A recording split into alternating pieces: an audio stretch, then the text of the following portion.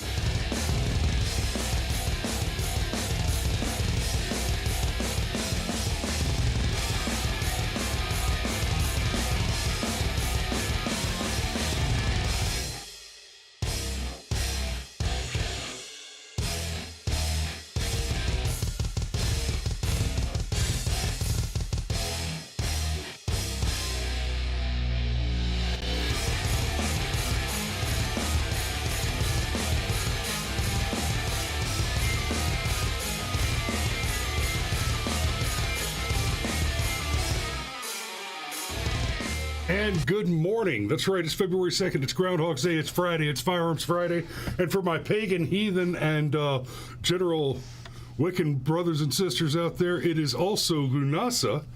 That's Lullanghaussadghagh.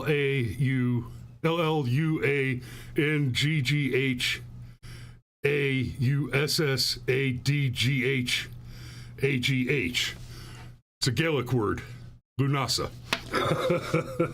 And looks like the Groundhog should be, this is not a great live feed that they have here. I'm gonna have to go have a conversation with our Georgia Parks people about their inadequate video quality, but we should be seeing General Beauregard Lee pop out of his hole momentarily. There's the music. Seriously. Here we go. That's hot, bro. That's his wake-up call.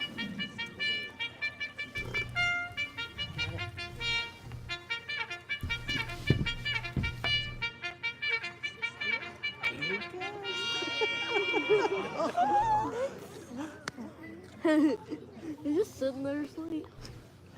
Oh, there he is. No way.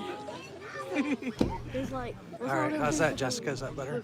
What's all those furless groundhogs doing out here? Okay. I see him. What are we doing? We're failing? Really? Your life's... Oh my god, no! Like, I don't get paid enough. Oh, I don't really enough carrots for I thought I was about to get cheated. Yeah.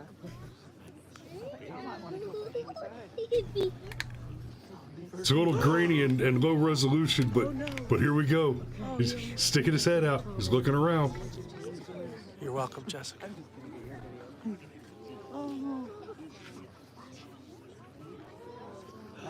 He shut his door. Oh. He didn't want my friends. He's big.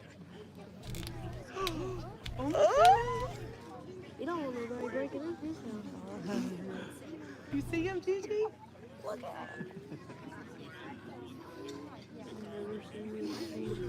There he is. Moss says that Phil already told us early spring. Looks to me, despite the shitty resolution from whoever this amateur videographer is, that General Beauregard, or as we affectionately refer to him here in the great state of Georgia, Bo, is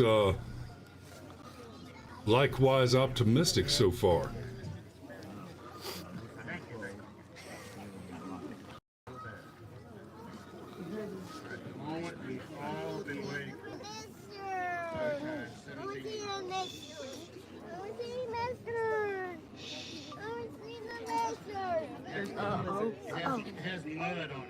Sounds like somebody's little girl is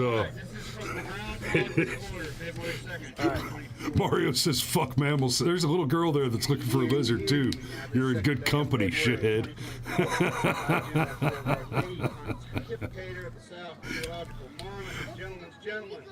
We'll make this 43rd annual weather declaration from 101 Whistle Pig Way, Dawson Trails, Macon, Santa Jackson, Georgia. All right, here we go. Ladies and gentlemen, humans and critters gather around. I'm Bo, your festive and furry and fabulous hound. I've watched the clouds and read the breeze, even chatted with squirrels in the trees. I've consulted with critters wise and small, held secret meetings, heard the owls call. 6 more weeks, or in early spring, the moment is here, let the drum roll sing. You will be happy to know we will get some snow. Spring is near, but I did not see my shadow. I've decided that winter is canceled. That's right, folks, for my prediction is bold and grand, and early spring is taking the stand.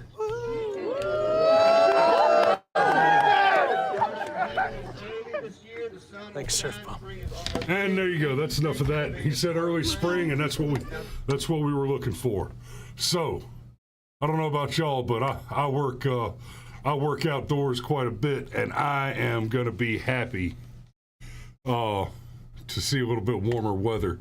Although I will grant this. I had the water pump in my pick-em-up truck replaced, and it was the factory water pump, so it was 25 years old, and it was a little on the expensive side because I had to replace all the pipes around it too. But that was about $600 that I was real happy to spend.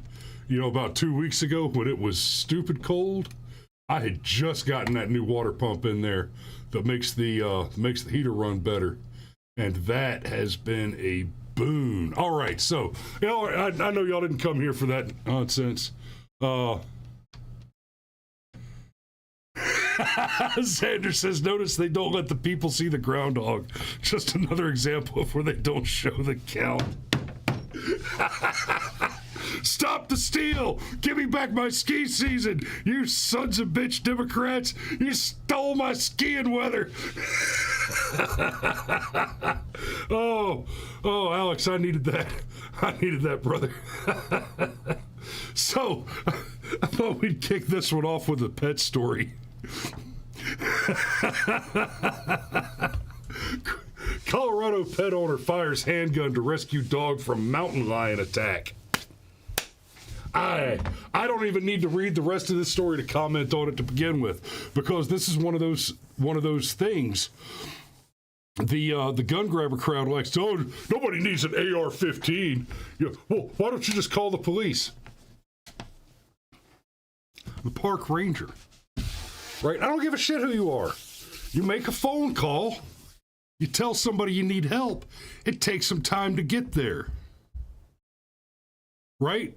The gun grabber that says you don't need a gun, you just call the police. Okay. You got a guy dropped out choking on a chicken bone. Go call the ambulance and wait.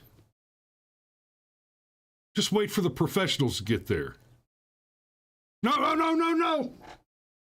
Nobody needs a Heimlich maneuver. We've got paramedics en route.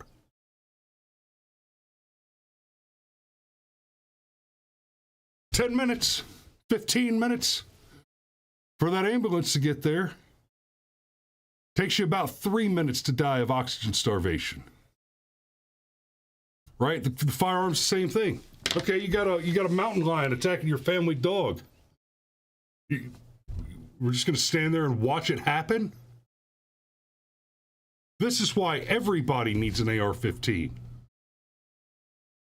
Or at least your daily carry handgun, right? You have a responsibility to be prepared to deal with crisis situations, and a firearm is an excellent tool for dealing with this sort of crisis. So, Sean and Shannon Leach live in the high country of Summit County, Colorado, near the banks of the Snake River. Boy, that sounds like a place where you want to own a gun, doesn't it? On Saturday, January 27th, their 14-month-old Cur Mix Fergus was taken from their backyard by a prowling mountain lion. Miraculously, the dog survived the harrowing ordeal, but not before the leeches tracked the lion through the knee-deep snow. And fired multiple warning shots at the large predator. Okay. I mentioned warning shots. We talked about warning shots many times on this show, and warning shots are a bad idea. You fire your first warning shot into the largest recognizable threat. Right? You got 5 dudes coming at you. You shoot the biggest one first, and that's all the warning the rest of them get. Right? Warning shots are a bad idea. I'll caveat that in this case. In a case like this, right? Obviously, the reasonable argument for what they're referring to here as warning shots is you're talking about a mountain lion mauling the dog. It may be very difficult to actually hit the lion without hitting the dog. You may not have a clear shot, or even if you do have a clear shot on the lion and you're firing under pressure, you're just not that great a shot. The loud noise scares the lion and the dog separate, and now you've got a clearer shot on the lion, or he runs off entirely. That's a very different thing than what people generally mean when they're talking about a warning shot, right? Warning shots are a bad idea. First warning shot goes into the largest threat. If the target is hard to hit, right? Okay, so you're out in the woods, you've got a dangerous predator mauling someone or a pet, then sure, that may be a good spot for the warning shot. A loud noise to break the predator's train of thought and get him moving, that might be the one that saves a life, right? That said, the warning shot does not go straight up into the air. If you find yourself in that situation, it goes into the ground at a safe distance, because you never miss. When you pull out a firearm and you pull a trigger, you will not miss. You might not hit what you were aiming at, but you're going to hit something. So if you got to fire the gun to make a loud noise and scare off a scary lion, choose what you're going to fire it into. If it's not the lion, it better be a safe direction, into the ground, and into a backstop. Safety. The whole time we were tracking him, we didn't have any fear for ourselves. That cat was not going to take our dog, Sean Leach later told Summit Daily. We were so determined to get him back. Who could have thought I could face a cougar 5 feet in front of me and not be absolutely petrified? Tim says, spend the money on a good optic. Yeah, Tim, when you get that good optic, you gotta get a good solid grab on that riffle before you squeeze that trigger, and make sure that you're not butted right up on the back of that scope. Won't work out for you, as I know you know. Sean told the outlet that Shawnee told the outlet that she opted to crawl over the top of the deep snow to keep from post-holing as she searched for her dog in the darkness. Shannon walked upright, trudging through the snow behind her.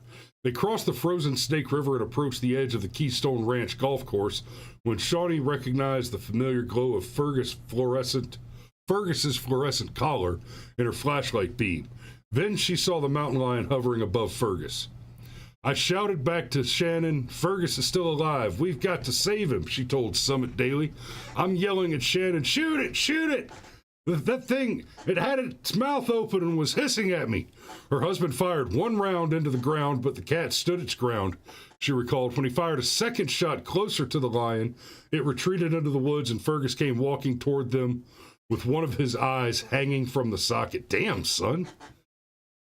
So, Tim says, come on, man. Oh, yeah. We're going to talk about that again and again, brother. We're going to come back to that one over and over again. I can't wait till October when I can show that picture to every man I can find in a skirt. The couple called their neighbors Boyd and Deborah Mitchell, who drove them to an emergency veterinary hospital at the nearby town of Lakewood, and Fergus went straight into the operating table when they arrived. While the vets weren't able to save his eye, he survived without any major neurological damage or limb injuries, according to Leach. Colorado Parks and Wildlife CPW searched for the lion, but it was never located.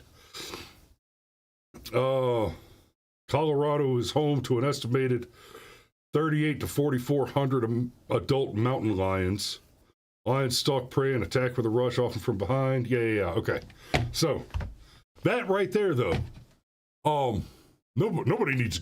What could you need a gun for? You don't need a gun. Just call the police. Yeah, that would have worked out for you.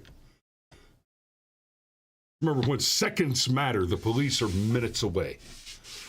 So, this one I believe is a short article. Let's see what we got here. Deputies, teen killed at Greenville, Colorado teen killed man. Aha. Teen killed a man at Greenville, Colorado motel in self-defense. That must be Greenville County because it's Greenville, South Carolina. That's confusing. Okay, so the Greenville County Sheriff's Office said a teenager is charged after a self-defense shooting that killed a man on Wednesday night. Deputies were called to the Travelers Inn on Chambers Road around 9:17 p.m. Upon arrival, they found a man... excuse me, guys, I apologize for that. They found a man, 50-year-old John Parker, with at least one gunshot wound. Parker was taken to the hospital where he later died. That's unfortunate. Deputies said they learned Parker had been in an altercation at the motel and held a 16-year-old boy at knife point. Acting in self-defense, the teen pulled a handgun and shot Parker, resulting in his death. I'm pretty comfortable with that. Oh, I forgot to turn the sound back up. Let me run that again. There you go. Dead right there. The teenager was charged with having a stolen pistol and taken to the Department of Juvenile Justice in Columbia. So, got a couple things here. If the pistol was stolen property, then absolutely the teen should be charged with that theft, right? We've made a lot of to-do on this channel about the unreasonableness of gun laws generally, but in that case, you're not talking about a gun law.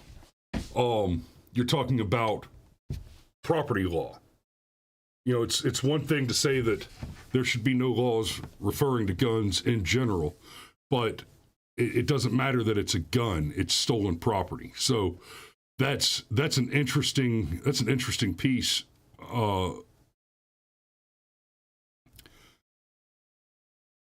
Steve says the kid was too young to legally carry a pistol and it was stolen. There's more to the story. Yeah, there's got to be quite a bit more to the story, but let's strip all that away for just a moment and focus on if the kid had not had a firearm, then it might be him that's dead instead of the guy with the knife. Now, the idea of kids just carrying firearms. Here's the thing. You're a parent. It's your job to carry the gun. Now start with the education early, right? Your children should know about gun safety. They should know not to grab daddy's gun.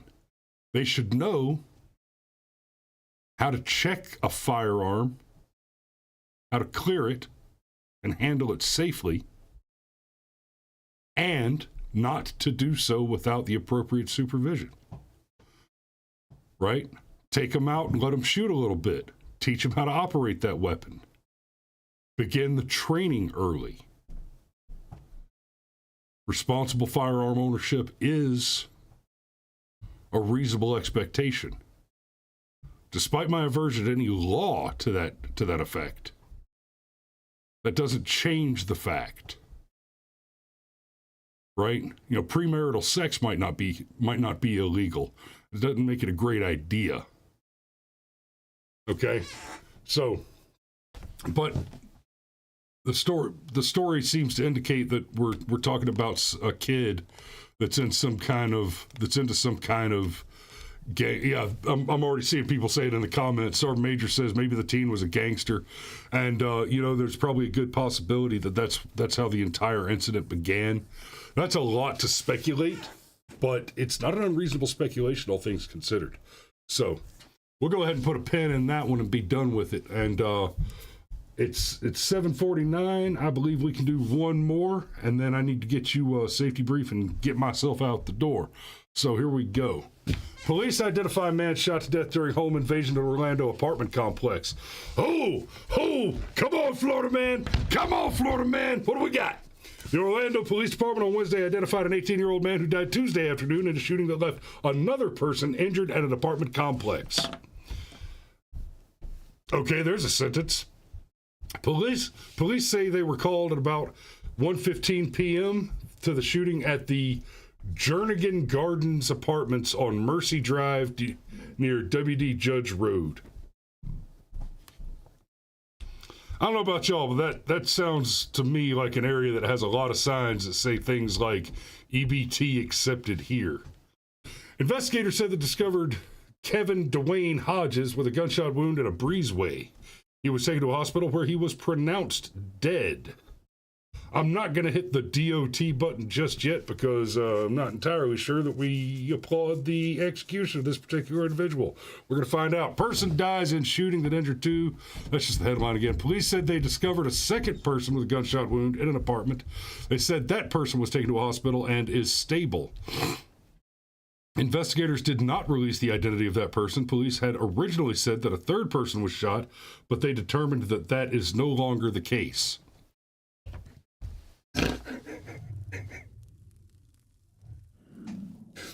Okay.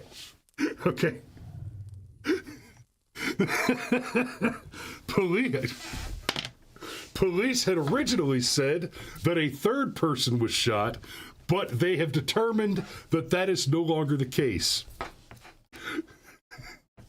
Did he get unshot?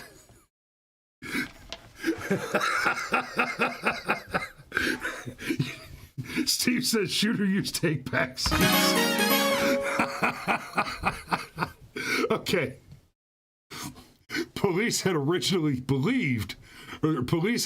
stated that a third person was shot, but they have since determined that assumption was an error. Is a potentially erroneous assumption that I will draw as an analytic conclusion from this bizarrely entertaining sentence. Police had originally said that a third person was shot, but they determined that that is no longer the case. He used a healing potion. There are no further individuals with gunshot wounds. We checked. We used our bullhorn and told everybody to come out of their apartments and lift their shirts up. We found a bunch of belly button rings, but no more gunshot wounds. This shooting began as a home invasion that led to the resident firing at the suspect. We believe there are no suspects outstanding in this case.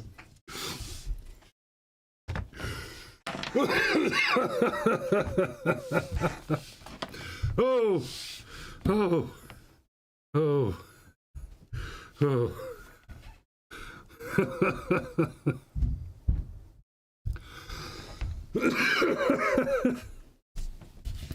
I wasn't ready for it. I wasn't ready. Okay. So after one man was unshot, I think I got to squeeze in one more before we get to the safety brief. Police say man shot Monday was breaking into a home, taken into custody. Police! Wilmington police are investigating shooting that occurred early Monday morning inside a residence on the 500 block of East 6th Street. The incident, which happened around 3:07 a.m., led to a 27-year-old male suffering gunshot wounds. He was subsequently transported to a hospital and is currently in stable condition. This one's from firstupdate.com. Officials now say that the man who was shot, identified as Ismail Jules Abachi, has been arrested in connection with the case. The investigation shows that Jules Abachi was shot by a resident of the home during an attempted burglary, police said Wednesday. In light of these facts, detectives consulted with the Delaware Department of Justice. The resident will not face charges related to the shooting, given that Jules Abachi was in the process of breaking into the residence at the time of the incident, police said. All right, Jules Abachi is facing charges of first-degree burglary and criminal mischief under $1,000.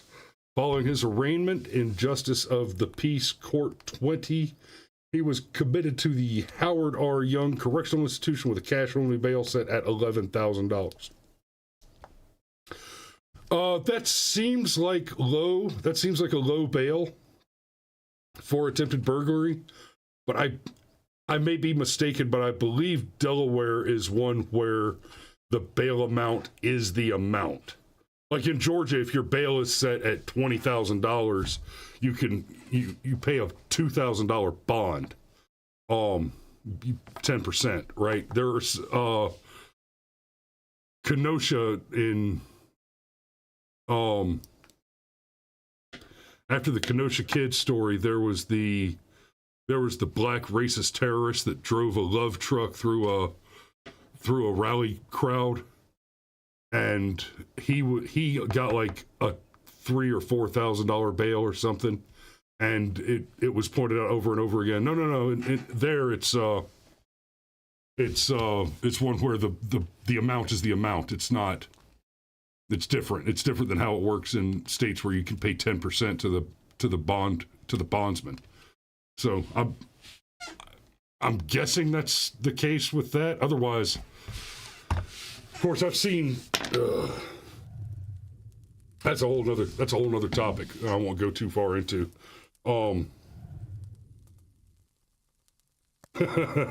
Tim Lowry says, sounds like a cultural enricher fucked around and found out. Yes, he did, and that may be the thing that this country needs. Is we've been fucking around for far too long, and it may be time to find some things out.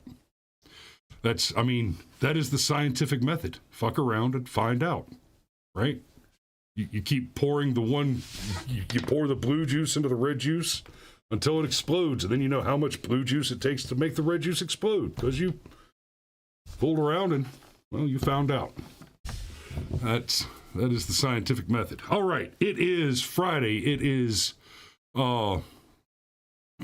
we just got the news from the Groundhogs that we're expecting an early spring, and that's a good thing in my book, especially this year, just because Ma's got some new baby ducks coming up on the farm, and it just seems like it's the right play for the weather to support that. And thank you, Jesus, for that one. Going into the weekend, I know some of you guys, not me, but some of you guys are going to be taking time off, have a little time home with the family and all that, or some of my younger viewers, you might be planning on going to do a little finding out yourself at the various bars and establishments around.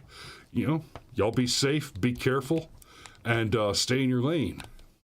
Before you go deploying your little stormtroopers into that hot zone, make sure you've got that APC properly installed. Because, buddy, if you ain't ready, you ain't ready. Now, Pit Danny says spring training coming soon. Okay. And, so don't drive drink, don't fry bacon naked, and make sure that you put that firearm aimed in a safe direction. Select your target and destroy it. Don't ever point that weapon at anything you're not willing to destroy. And all that. Y'all be safe out there. Thanks for watching this morning. Hit that like, share, and subscribe. We love you, and we will see you on Monday.